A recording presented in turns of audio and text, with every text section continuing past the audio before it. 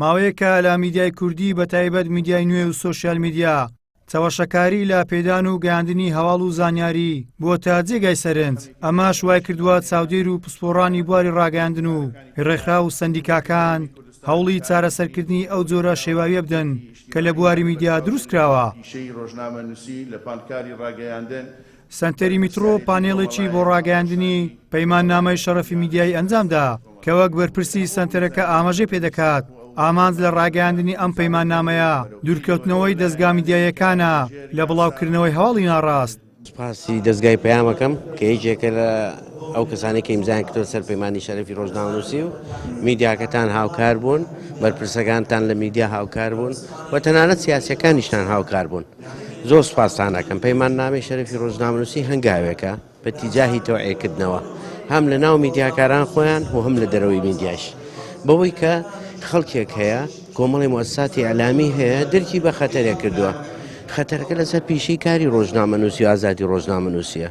هەر خەتەر لەسەر وەعی خەڵک نییە، چاوەشەکردنی وەعی خەڵک نییە. بە باشمان زانی کۆمەڵێکی زۆر لە مؤسساتی ئەعلامی ئەکادیمی تا ئەم پەیماننامە شەرەفی بنووسین.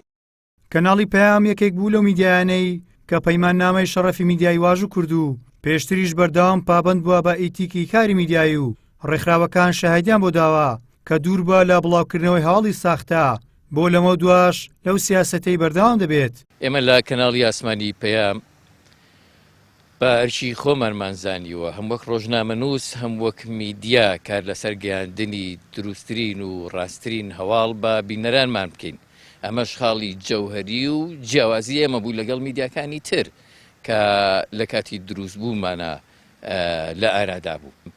لە پێناو ئەمەیە باجمان داوە، ئیشمان کردووە، قوربانیمان داوە، زەحمەت و ماندوو بوونمان کێشاوە لەوەی کە بینەرانمان ئاشنا بکەین بە حەقیقەتی هەواڵەکان. حەقیقەتی ئەوەی کە لە شەقامی کوردی و هەرێمی کوردستان و عێراق و ناوچەکەشدا ڕوودەدا بۆەوەی کە هەمیشە بۆ دروستترین هەواڵ بۆ کەناڵی ئاسمانی پێیان بگەڕێتەوە. شارزایەکی باری ڕاگەیاندن باز لەوە دەکات تەنیا ڕاگەیاندنی پەیماننامە بەس نییە بۆ نەهێشتن و کەمکردنەوەی هەواڵی ساختە و چاوەشەکار، بەڵکو هەڵمەتێکی نیشتیمانی پێویستە بۆ هۆشیارکردنەوەی هاوڵاتیان بۆ دوورکەوتنەوە لە وەرگرتنی هەواڵی ناڕاست. دەشڵێت بەشێک لە کەناڵە زەبەلاحەکان بوونەتە هۆی بڵاوکردنەوەی هەواڵی ناڕاست و پێدانی هەواڵی چاوەشەکارانە بە هاوڵاتیان.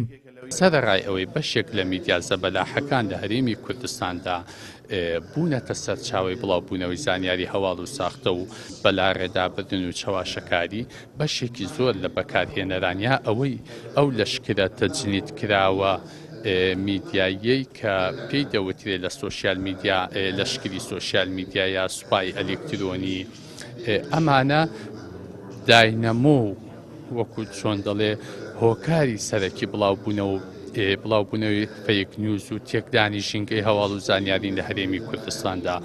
بەهۆی لێشاوی میدیا و پەیجی حزبە دەسەڵاتدارەکان و بەرپرسانیان کە لە پێناوی ئامانجی حزبی کۆسیدا کار دەکەن ڕۆژانە هەواڵی چاوەشەکارانە بڵاو دەکرێتەوە و خوێنەر و بینەر و بیسەری کوردی بە هەڵەدا دەبردرێت. ئەمە شوای کردووە متمانە بە میدیاکەم بێتەوە و زانیاریەکان بە دروستی نەگەنە دەستی خەڵک. گەیلان ساویر، کەناڵی پەیام، هەولێر.